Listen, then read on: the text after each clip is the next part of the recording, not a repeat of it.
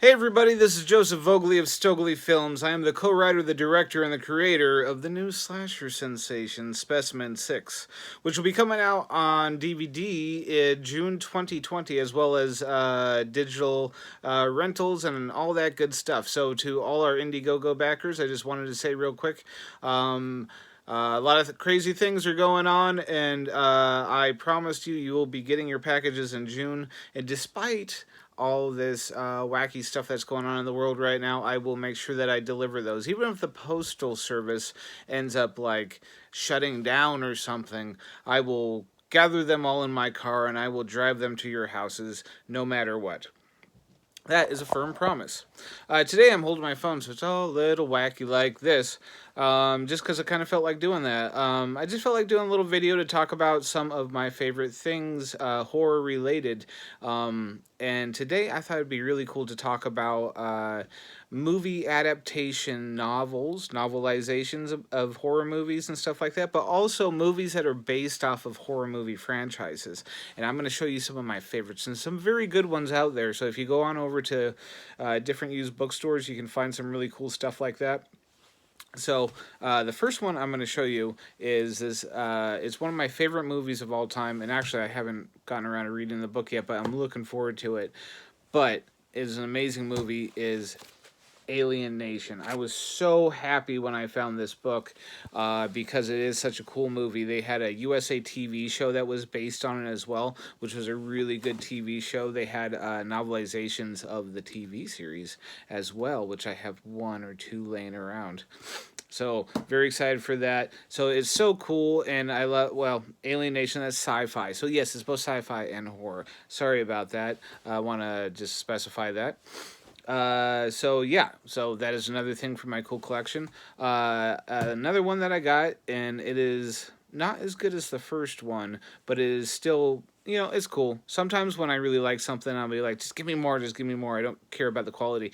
That is not including the new Terminator Dark Fate, which I did not care for. I don't like to talk shit about movies, so I'm just not going to talk about that one. However, I will show you this really cool book that I got. RoboCop 2, which is still a really cool movie. It's very funny.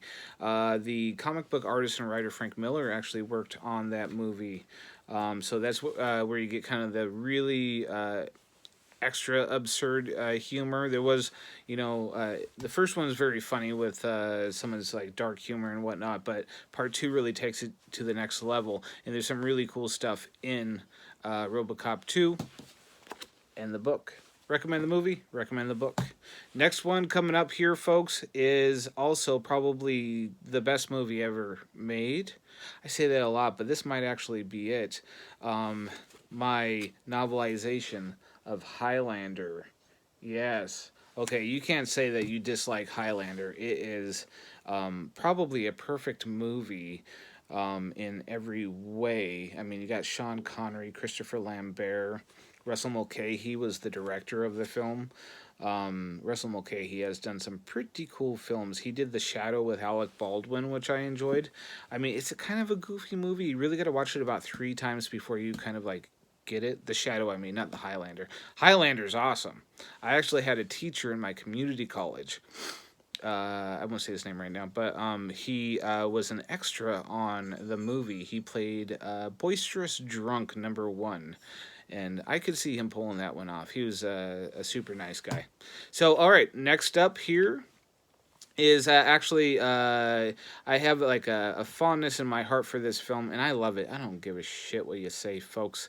I know people always like talking, they talk good about 1 and 2, but they talk shit about this one.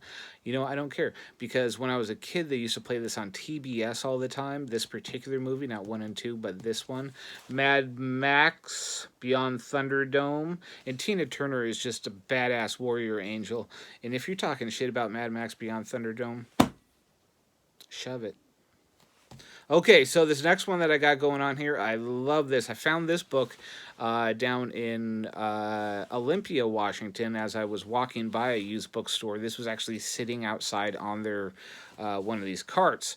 And when I grew up, my dad he used to show us inappropriate movies when I was a kid, but for that I thank him. And this was one that he often showed us, part 1 and 2. So this is part 2, and who knew that they actually had a novelization of this? Porky's 2 the next day. Oh, yes, folks. If anybody remembers the 80s, you remember the Porky's franchise. I think I have one of my greatest desires in life is to direct another, if they ever gave me a chance. Hell, I'd do it for $1. Make a Porky's 3. It would be amazing. I would also do a Meatballs 5. There have actually been 4 Meatballs. The fourth one has Corey Feldman as the coolest kid in the world. I would definitely direct Meatballs 5. Meatballs 2 is actually my favorite Meatballs. I love part 1. Has a lot of heart in it, but part 2 has an alien, which makes it better. Move on to the next thing here, folks. I have, and I bought this here for my wife, and it's actually pretty cool. It looks pretty beaten up, but it has some good artwork on the cover, and it has some pretty cool pictures in the middle. So I'll show you a couple of the pictures in the middle, but first I will show you the Dark Crystal novelization. How cool is that? I found that at a used bookstore. I love going to used bookstores. I'm going to show you these pictures real quick. See, you got some good colored pictures in the middle there. All right.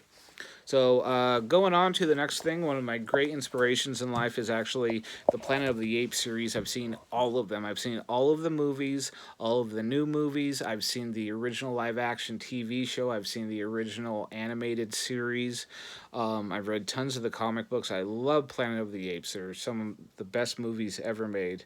So I was really happy when I found this one. It was a novelization for Battle for the Planet of the Apes, which is a very good movie. It's not my favorite. Part 1's my favorite, but I'd say Escape from Planet of the Apes Part 3 is actually my second favorite, and then yada, yada, yada, yada. Now this next book here, and it's the last book I'm going to show you right now because I'm going to stop yapping your ear off. And this is a really cool book, and I loved it. The movie itself is not that great. It has cool monsters in it, and actually it's a Jim Wynorski film, and so I love Jim Wynorski, so I do love this film for that fact, and he did a great job with all the monsters and Heather Locklear, but this book is actually better than the movie.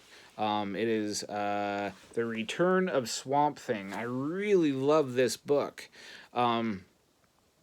So it is written by Peter David, which is a comic book writer who is very famous for writing Aquaman and Green Arrow and Green Lantern.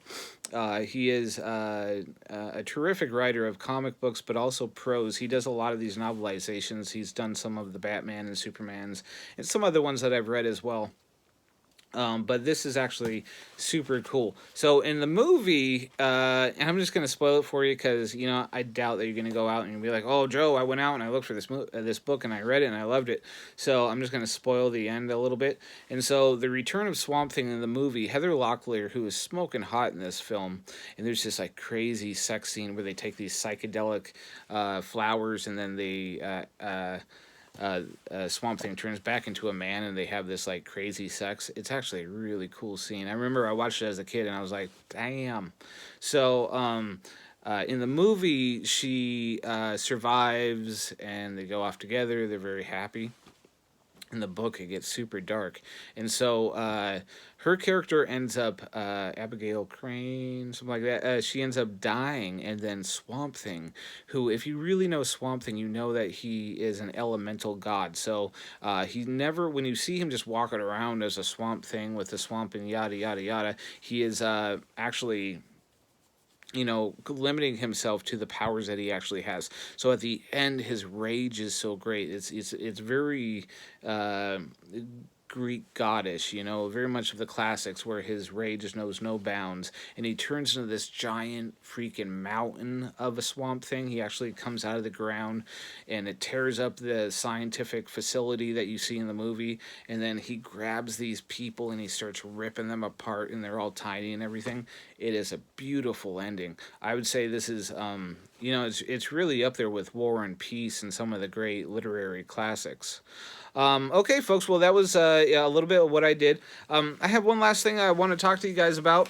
A recommendation. So I know these guys from up in Canada that have a really cool podcast and website. It's called Racks and Razors, and they got a really cool episode of their show coming up. And I'm going to tell you all about it. So coming soon, a new podcast, and I want you to go listen to this. I'm really looking forward to it myself. It has an interview with Bill Oberst Jr. How cool is that? Yes, and they're going to be having a review of Three from Hell, and I really enjoyed Three from Hell. I'm not as and of course I love The Devil's Rejects. I think that is a horror movie masterpiece. I think it's a lovely piece of art.